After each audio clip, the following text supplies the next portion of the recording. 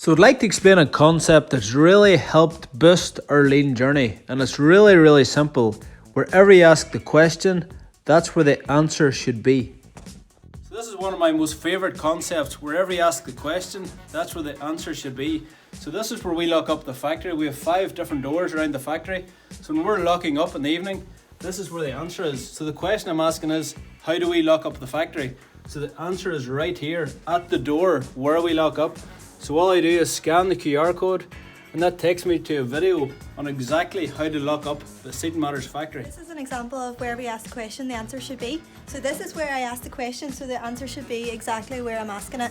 Whenever I'm asked a question about special adaptions, I hit that key, and that's where the answer is. So the answer is right there. Yes. Unreal, class.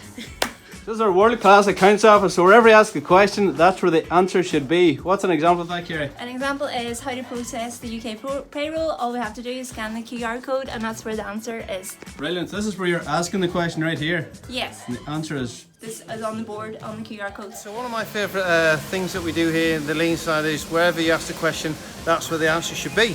So if you look here now, just across here, so I use the Dymo labels quite often. And then when they run out, the thing is, before there was no actual identifier to show where they are, but now we clearly have it labelled. So again, wherever the question is asked, that's where the answer should be. Yeah, so wherever you ask the question, the answer should be. So we make these belts right here just at the parts table. Yeah. And people's always coming and asking me the question of what goes where, and I decided I'd make a QR code and put it right where it's needed, and this sorts out the problem now. Where you ask the question, the answer should be. Yes, one of my favourite concepts at Seaton Matters here is that wherever you ask the question is where the answer should be. So I went to get one of the spanners, 13mm spanners today, and it wasn't there. So up in the top here it says that the 13mm spanner is with Paul F out in the wood end. So I now know to go out there to get it off him if I need it urgently. So thank you.